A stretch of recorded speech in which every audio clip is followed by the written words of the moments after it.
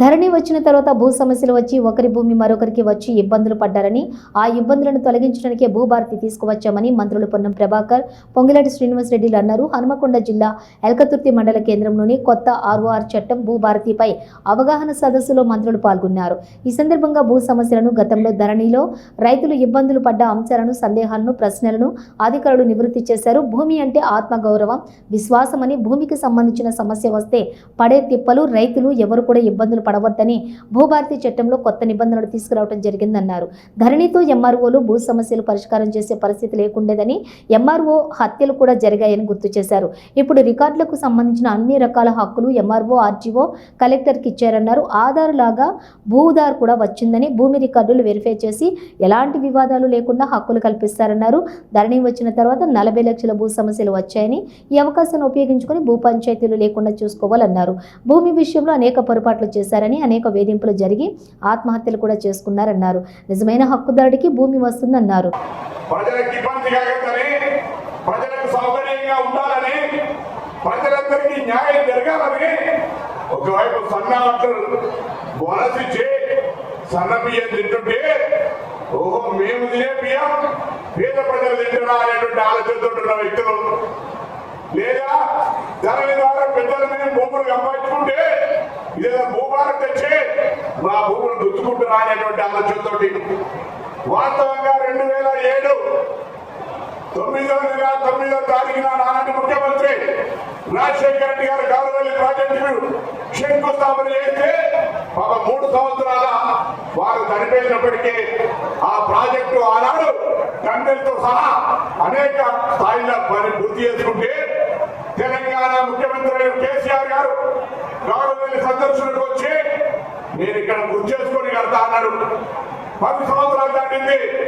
Congress 2007లో foundation వస్తే 2014 అధికారం దిగే 7 సంవత్సరాల మేము 70-80% పనిచేస్తే, మీరు ప్రభుత్వం 2014 ఏర్పడితే 2024 ప్రభుత్వం దిగే నాటికే 1 ఎకరానికైనా సాగునీరు ఇచ్చినారా?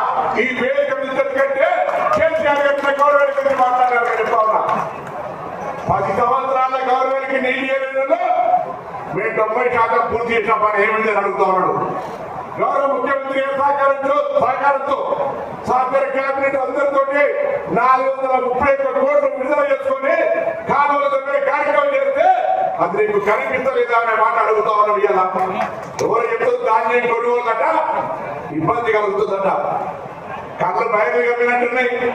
ధాన్యం కొనుగోలు కథ రబీ ఖరీఫ్ సీజన్ లా ఇప్పుడు కూడా ఎక్కడ కూడా ఒక తాలు తప్ప 5-6 కిలోలు దొరికేటువంటి ప్రక్రియ లేకుండా రైతులకు 45 గంటల పేమెంట్ చేస్తూ, సన్న వంటకు 500 ఇస్తూ ఈ విధంగా రైతాంగానికి అండగా ఉంటుంటే ఆయనకు సరిపోతలేదు. 2 లక్షల రూపాయలు మాఫీ చేస్తామన్నాం, 2 లక్షల రూపాయలు మాఫీ చేస్తాం. ఆయన 1,05,000 పట్టింది పావుల ఇచ్చుకుంటా. ఈ విధమైనటువంటి పరిస్థితులలో అనేక కార్యక్రమాలు జరుగుతూ ఉంటుంటే నిత్యం పట్టుకుని అది ఫెయిల్ అయిందండి. పొద్దుగాల అడిగిన ఒక సబ్స్టేషన్ ఫౌండేషన్ ఎక్కడైనా రైతాంగానికి విద్యుత్ ఎండిపోయి విద్యుత్ రాక 1 ఎకరం ఎండిపోయినా మా ప్రభుత్వం బాధ్యత వహిస్తున్నారు. ఎక్కడైనా కరెంటు రాక ఎవరికైనా ఇబ్బంది కలిగిందా?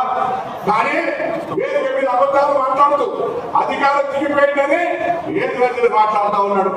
ఇలా అడుగుతూ ఉన్నాం, తెలంగాణ రాష్ట్ర ప్రభుత్వం చాలా కాలంగా పెండింగ్ ఉన్నటువంటి ఎస్సీ కేటగిరేషన్ చేసినాం. దానికి సంబంధించి నీ పార్టీలో దళితులకు ప్రాధాన్యత ఇవ్వవు. బీసీకి సంబంధించిన కుల సర్వే జరిగింది.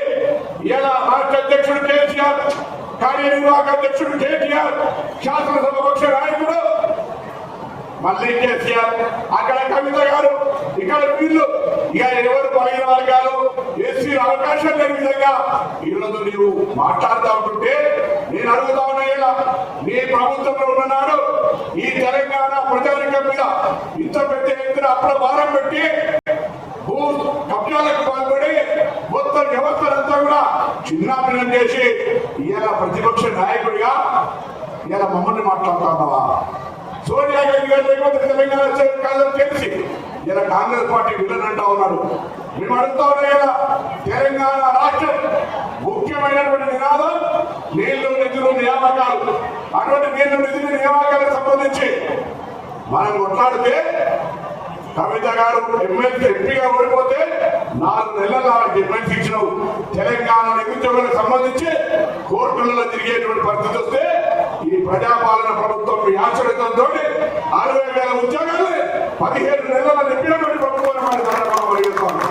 ఇందిరమ్మని ఇవ్వడంతో పాటుగా రేషన్ కార్డు ఇవ్వడంతో పాటుగా ఇన్ని కార్యక్రమాలు జరుగుతుంటే కళ్ళు మండేటోడు నరసడోడు కాళ్ళల్లో కట్టెబెట్టినట్టు కాంగ్రెస్ పార్టీని విమర్శించడానికి మీటింగ్ పెట్టింది ఇక్కడ. నేను అడుగుతున్నా 25 ఏళ్ళ నీ పార్టీ ఏమేం చేసిందో దళిత ముఖ్యమంత్రి చేయడానికి సంబంధించి అదేవిధంగా మిగతా ఏమేమి కార్యక్రమాలు చేసిందో చెప్పే ప్రయత్నం చేయి. అంతేగాని ఓన్లీ కాంగ్రెస్ ఆడిపోసుకోవడానికి గత ప్రభుత్వాన్ని విమర్శించడానికి మాత్రమే కాదు, నువ్వు ఏం చేసినావో 10 సంవత్సరాల నిరుద్యోగులకు లేదా డబుల్ బెడ్రూమ్లు ఏ విధంగా ఇచ్చినావో చెప్పే ప్రయత్నం చేయాలి. కానీ ఇంతసేపు నీ సోదంతా కాంగ్రెస్ విమర్శకే పరిమితమైన మాట మనకు జాగ్రత్త. అందుకే ఈ ఎక్కతొత్తు వచ్చినాం. ఇవాళ ఎక్కతొత్తులో నా చర్చకు సంబంధించిన చాలా మంది పాప మీటింగ్ అందరూ ఫ్లాప్ అయితే ఆ దయాకర్ రావు పల్లా రాక్షరెడ్డి పోలీసులు పోలీసుల మీద నిలబడతారు. ఎవరు ఆపుతారే మీటింగ్? ఎవరు ఆపుతారు? నువ్వు పెద్ద తీసుకోవడానికి వచ్చిన మీటింగ్ ఆపే ప్రయత్నం. అందుకే దయచేసి ఇలా కాంగ్రెస్ పార్టీ చేస్తున్న కార్యక్రమాల పట్ల ప్రజలకు ఇంకా ఏదైనా మహిళలకు కానీ ఇతర అనేక రకాల కార్యక్రమాలు జరిగే సందర్భంలో మీ అందరూ ఆశీర్వదించాలని కోరుతూ అద్భుతమైన చట్టం చేశామని చెప్పిన నాటి దొరవారు ఆ అద్భుతమైన చట్ట ఫలితమే ధరణి ఫలితమే మీ పదవిని ఓడగొట్టిందనేది కూడా నిజమని ఈ వేదిక ద్వారా దొరవారికి మరొకసారి గుర్తు చేస్తున్నాను. ఏదైతే నిన్న ఇక్కడే వేదిక మీద చెప్పాడు మా బచ్చాగాళ్ళు సరిపోతారు మీకు సమాధానం చెప్పడానికి అని, వాళ్ళు బచ్చాగాళ్ళు కాదు, అచ్చేసిన ఆంబోతులాగా అసెంబ్లీ సాక్షిగా ఏదైతే ఒక మంచి చట్టాన్ని ప్రజలకిద్దామని తాపత్రయంతో భూభారతి చట్టాన్ని అసెంబ్లీలో పెడితే ఆంబోటెట్లాగా రంక వేసుకుంటూ ఆ చట్టాన్ని కాగితాలని ముక్కలు చేసి అటు స్పీకర్ గారి మీద నా మీదకి ఎలా దాడి చేయాలని చూశారో మీరందరూ ప్రత్యక్షంగా చూశారు. అయ్యా మాజీ ముఖ్యమంత్రి గారు నిన్న మీ స్పీచ్ అంతా విన్నా. ఎందుకో దుఃఖం వస్తుందని చెప్తున్నారు. ఎందుకు? మంచి చట్టం చేశామని దుఃఖం వస్తుందా? పేదోడు బియ్యం సన్న బియ్యం అన్నం నిండని దుఃఖం వస్తుందా? పేదోడికి 200 యూనిట్లు కరెంటు ఉచితంగా ఇస్తున్నామని దుఃఖం వస్తుందా? నా ఆడబిడ్డకి 500 రూపాయలకి గ్యాస్ పొందిస్తున్నామని దుఃఖం వస్తుందా? పేదవాడికి డబ్బు చేస్తే 10 లక్షల రూపాయలు ఆరోగ్యశ్రీ ద్వారా వైద్యం చేపిస్తున్నందుకు నీకు దుఃఖం ఆగటం లేదా?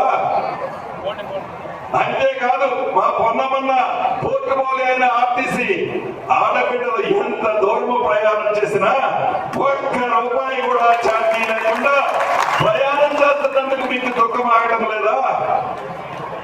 అదే కాదు, ఎందుకు నిన్న మీ సభలో మీ ధరణిని గురించి భూభారతిని గురించి మాట్లాడి ఉంటే ఏవైతే జనాన్ని వివిధ రూపాల్లో సేకరించి నువ్వు ఇక్కడికి తీసుకొచ్చేవాళ్ళు ఆ జనమే చెప్పులు నీ స్టేజీ మీద వేసేవాళ్ళు. నువ్వు తీసుకొచ్చిన ధరణిని గురించి ఎందుకు మాట్లాడలేకపోయావు? భూభారతిని గురించి ఎందుకు వస్తుంది దుఃఖం నీకు? ఇక్రీళ్లలో పేపర్లలో ఇదిగో నీ డబుల్ బెడ్రూమ్ ఇల్లు అని చూపిస్తుంది. ఆనాడు దివంగత నేత రాజశేఖర రెడ్డి గారు ఇందిరమ్మ ఇల్లు కట్టిస్తే ఇందిరమ్మ ఇల్లట ఒకటే గదుంటది, అల్లుడు వస్తే ఎడగొడుకుంటాడు అని మంచి మాటల గారడి చేస్తేవి. ఎన్ని డబుల్ బెడ్రూమ్ ఇచ్చావయ్యా కేసీఆర్ గారు? పూర్తి చేసింది సుమారు 70,000. రాష్ట్రం అప్పుల కుంపటిలో ఉన్న చిత్తశుద్ధితో పేదోడి ముఖంలో ఆనందం చేయాలని మన ఇందిరమ్మ ప్రభుత్వం వాటిని పూర్తి చేయడమే కాకుండా మొదటి విడతగా రాష్ట్ర వ్యాప్తంగా 4.5 లక్షల ఇళ్లు, ప్రతి ఇంటికి 5 లక్షల రూపాయలు ఇచ్చే కార్యక్రమాన్ని చేపట్టి అద్భుతంగా చేపట్టినందుకు తమరికి దుఃఖం ఆగటం లేదా అయ్యా? లేకుంటే తమరి పదవి